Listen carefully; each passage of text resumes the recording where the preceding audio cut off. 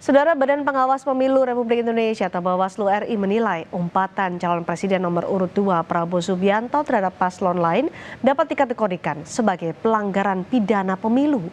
Prabowo dalam kampanye sempat menyinggung pernyataan Anies Baswedan soal kepemilikan lahan seluas 340.000 hektar di debat Capres. Ketua Bawaslu Rahmat Bagja mengaku belum menerima laporan dugaan pelanggaran dari hasil pengawasan panitia pengawas pemilu di tempat Prabowo berpidato dan melontarkan penghinaan itu. Bawaslu berjanji akan memeriksa kasus ini jika ada laporan yang masuk.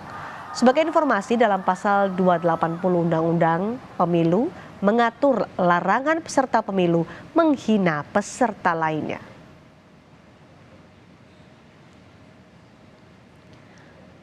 Kami kutip dari laman kompas.com, Ketua Bawaslu Rahmat Bagja menyebut tentang menghina ya bisa dijerat pasal 280 Undang-Undang Pemilu. Ya, jika ada laporan panwas lapangan, belum ada laporan ke kami. Nanti kita lihat dulu konteksnya apa dan menyasar siapa. Selain Anies Baswedan, Capres nomor urut 3 Ganjar Pranowo juga dilaporkan ke Bawaslu karena dianggap menyerang Prabowo Subianto saat debat ketiga.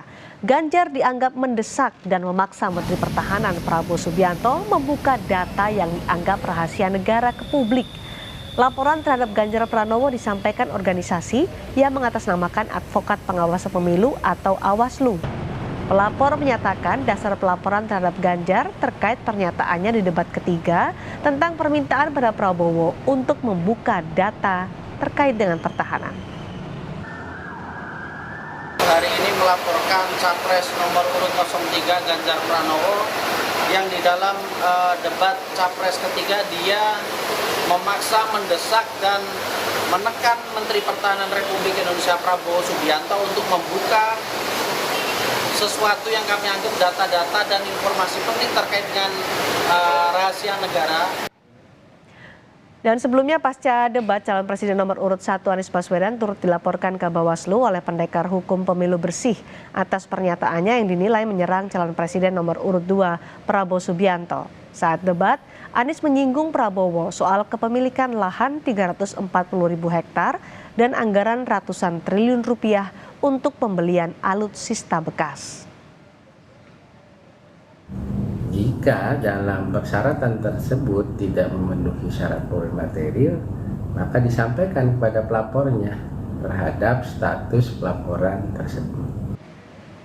Wakil Presiden ke-10 dan ke-12 Republik Indonesia Yusuf Kala membela Capres Anies Baswedan yang dilaporkan ke polisi dan Bawaslu soal data lahan Capres Prabowo dalam debat Capres akhir pekan lalu.